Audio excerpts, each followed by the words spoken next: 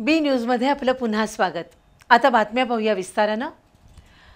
हद्दवाढ ही नैसर्गिक प्रक्रिया आहे।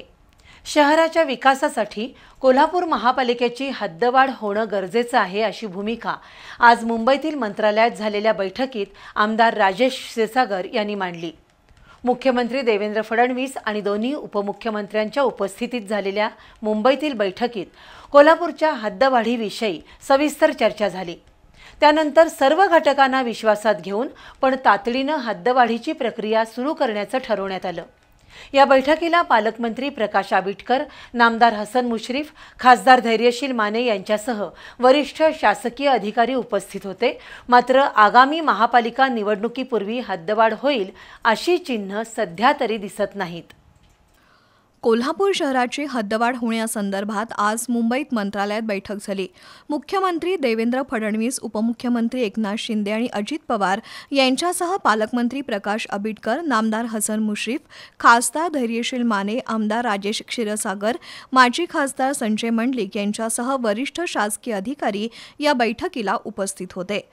हद्दवाढ ही नैसर्गिक प्रक्रिया आहे। महापालिकेच्या स्थापनेपासून आतापर्यंत एकदाही महापालिकेची एका इंचानही हद्दवाढ झालेली नाही।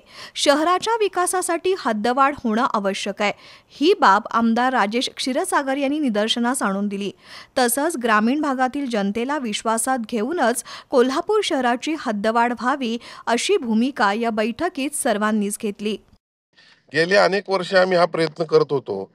साधारणतः आज सकाळी सन्माननीय मुख्यमंत्री, उपमुख्यमंत्री, दोन्ही उपमुख्यमंत्री, आपले कोल्हापूर जिल्ह्याचे पालकमंत्री प्रकाश आबिटकर होते, मी होतो, त्यानंतर माजी खासदार संजय मंडलिक होते, नाना कदम, खासदार धैर्यशील माने, अशी एकंदरीत बैठक झाली आणि हद्दवाढीची प्रक्रिया सुरू करण्यासंदर्भात आज निर्णय झाला। कारण हद्दवाढ ही काळाची गरज आहे।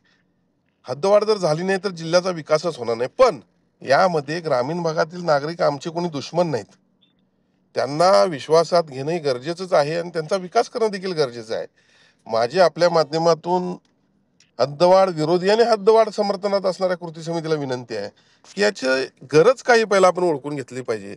आपण सर्व एका जिल्ह्यातील राहणारी मंडळी आहोत आणि त्यामुळे एकमेकाच्या विरोधात इगो निर्माण करण्यापेक्षा आपण कोल्हापूर जिल्ह्याला विकासाच्या माध्यमातून पुढे न्यायचं असेल तर हद्दवाढ होणं गरजेचं आहे। आणि आज सन्माननीय मुख्यमंत्री असतील, उपमुख्यमंत्री असतील यांनी या हद्दवाढीची प्रोसेस सुरू करण्याविषयी आज अधिकाऱ्यांना सूचना दिलेल्या आहेत।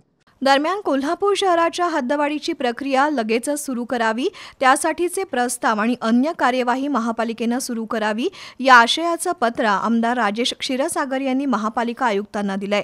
शहराशी एकरूप झालेली गावं प्रामुख्यानं पहिल्या टप्प्यात शहरात समाविष्ट करून घेतली जातील असं आमदार क्षीरसागर यांनी सांगितलं। हद्दवाढ समर्थक आणि विरोधक यांच्यात संघर्ष नसावा, त्यासाठी विरोधकांचे गैरसमज दूर करू असं आमदार क्षीरसागर यांचं म्हणणं आहे। मात्र आगामी महापालिका निवडणुकीपूर्वी कोल्हापूर शहराची हद्दवाढ होईल का या प्रश्नाचं मात्र थेट आणि नेमकं उत्तर आजच्या बैठकीतून मिळालेलं नाही।